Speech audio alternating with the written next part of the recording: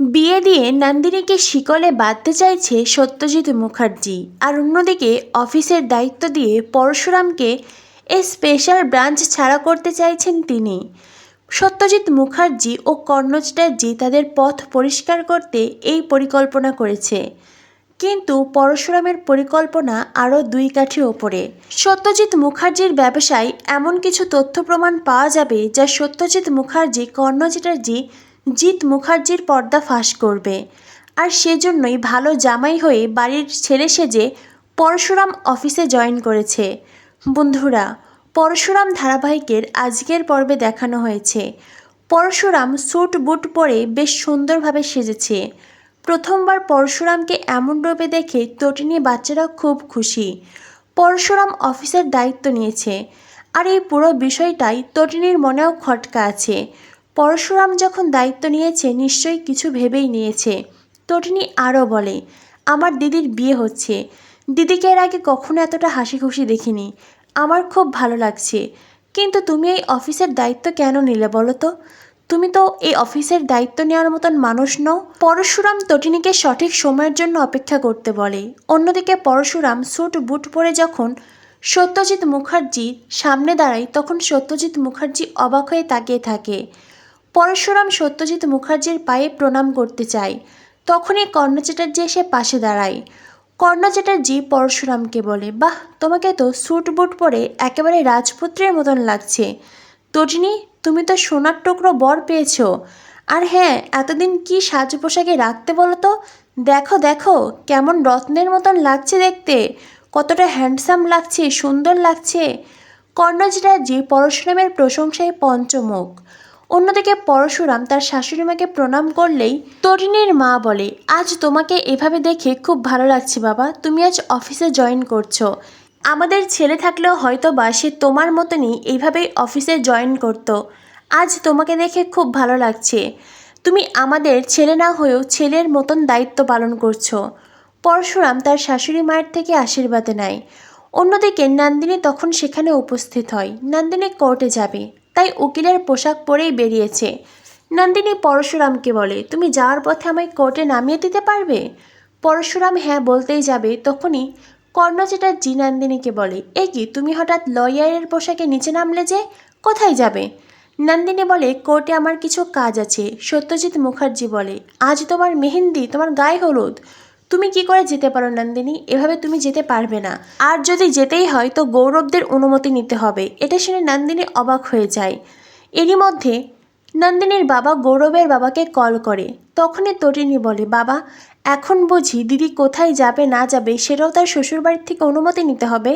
সত্যজিৎ মুখার্জি তটিনীকে থামিয়ে দেয়। এরপরেই সত্যজিৎ মুখার্জি গৌরবের বাবাকে বলে, আমার মেয়ে নন্দিনী, সে কোর্টে যেতে চায়, সে কোর্টে যেতে পারবে? তখনই গৌরবের বাবা গৌরবের মাকে ডাকে। এভাবে একে একে পরিবারের সবাই সেখানে উপস্থিত হয়। গৌরবের কাকিমণি ফোন তুলে নেয় আর নন্দিনীকে যা তা কথা শুনিয়ে দেয়। এই বাড়ির বউ হতে গেলে ওইসব আইন আদালতে যেতে পারবে না। আর তাছাড়া এই বাড়িতে কোনো ক্রিমিনাল থাকে না যে তুমি এই বাড়িতে এসে ওকালতি শুরু করবে। আমাদের বাড়ির বউ হতে গেলে এইসব কিছু চলবে না। গৌরবের কাকাইও নন্দিনীকে সাফ জানিয়ে দেয়, এই বাড়ির বউ হয়ে তুমি ওকালতি করতে পারবে না। আমাদের বন্ধুবান্ধব সোসাইটির লোকজন দেখবে এই বাড়ির বউ সে কিনা কোর্ট রুমে দাঁড়িয়ে সওয়াল জবাব করছে, সেটা কোনো দিন হবে না। এটা শুনে নন্দিনী বলে, মানে? তখনই গৌরবের কাকাই বলে, মানেটা খুব সহজ, যদি কোর্টে যাও, যদি আমাদের কথা না শোনো তো আমি এই বিয়েটা ক্যান্সেল করে দেব। যেই কথা শুনে পরিবারের সবাই অবাক হয়ে যায়। তখনই তটিনী ফোন হাতে নেয়। তটিনী বলে, দেখুন, আপনারা যেটা বলবেন সেটাই হবে, এইভাবে আমার দিদির বিয়েটা ভেঙে দেবেন না। আমি গৌরবদার সাথে কথা বলতে চাই। গৌরবের কাকাই বলে, গৌরব ব্যস্ত আছে। তখনই সেখানে আসে গৌরব। গৌরব বলে, আমি ব্যস্ত নেই। এই বলে গৌরব ফোন হাতে নেয়। গৌরব তখন নন্দিনীকে বলে, শুনুন নন্দিনী, আপনাকে আমার খুব পছন্দ হয়েছে, যাকে বলে প্রথম দেখায় আপনাকে আমার ভীষণ ভালো লেগেছে। আমি আপনাকে বিয়ে করতে চাই, আপনিও কি আমাকে বিয়ে করতে রাজি? নন্দিনী তখন পরিবারের সবার মুখের দিকে তাকিয়ে বলে, রাজি। গৌরব বলে, তবে লক্ষ্মী মেয়ের মতো আমার পরিবার যেটা বলছে সেই কথাটাই শুনুন। পরিবারের বিরুদ্ধে এখনই যাওয়ার কোনো প্রয়োজন নেই, এতে করে সম্পর্ক খারাপ হবে, হয়তোবা সম্পর্কটা ভেঙেই যাবে। তার থেকে বরং আগে বিয়ে হোক, তারপরে একসাথে বসে আলোচনা করা যাবে। তখনই তটিনী বলে, গৌরবদা, আপনি তো এই যুগের ছেলে, আর এই যুগের ছেলে হয়ে। গৌরব বলে, দেখুন, পরিবারের মানুষের কথা ভেবে এমন অনেক কাজই করতে হয়। তাছাড়া জীবনের অনেক কিছু বিসর্জন দিয়ে তবেই তো সংসার গড়ে ওঠে। আমার মা কাকিমারাও সেটা করেছে।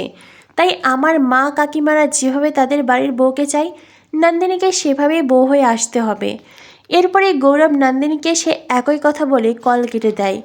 নন্দিনী খুব চিন্তায় পড়ে যায়। বিয়ের আগেই যদি শ্বশুরবাড়ির লোকজনেরা এইভাবে তার স্বাধীনতা কেড়ে নেয়, বিয়ের পর না জেনে আরও কী হবে। নন্দিনীকে তার অতীত নিয়েও কথা শোনানো হয়েছিল। গৌরবের কাকিমা বলেছিল, তোমার অতীত জেনেও তো আমরা এই বিয়েতে রাজি হয়েছি, তবে এত কোর্টে যাওয়ার কি দরকার। নন্দিনী সেই কথাই তার পরিবারকে জানায়, ওরা আমার অতীত নিয়ে কথা তুলেছে। সত্যজিৎ মুখার্জি বলে, কথার প্রসঙ্গে কথা উঠেছে, বিয়ের পর সব কিছু ঠিক হয়ে যাবে। এরপরেই সত্যজিৎ মুখার্জি পরশুরামকে বলে, যাও বাবা, তুমি অফিসে যাও।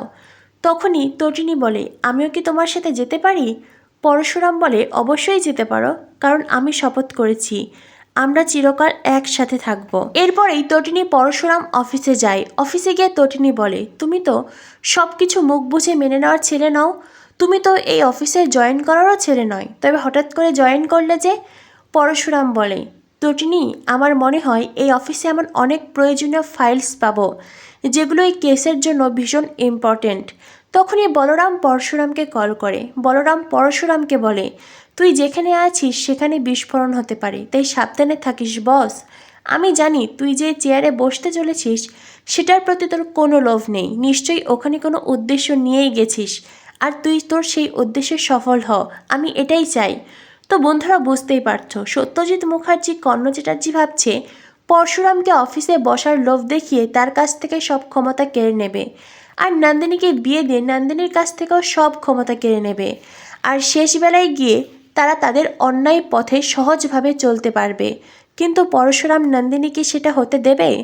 গৌরবের মতন ছেলে যে নন্দিনীর যোগ্য নয় সেটা ইতিমধ্যেই আমরা বুঝে গেছি, আর সেসব দিন নন্দিনীর সাথে গৌরবের বিয়েটাও হবে না। তবে নন্দিনীর যে অতীত সামনে এসেছে, তারপরে নন্দিনীকে এত বড় একটা আঘাত পেতে দেবে না তটিনী পরশুরাম। তাই বলা যায় শেষ অবধি হয়তোবা নন্দিনীর সাথে বলরামের বিয়ে হবে। বলরামের মতন একজন ভালো জীবনসঙ্গী পেয়ে নন্দিনীর জীবনও তটিনীর মতন সুখের হবে। তো বন্ধুরা, কি হতে চলেছে পরশুরাম ধারাবাহিকে? পরশুরাম ধারাবাহিকের পরবর্তী আপডেট পেতে আমাদের সাথেই থেকো। ধন্যবাদ সবাইকে।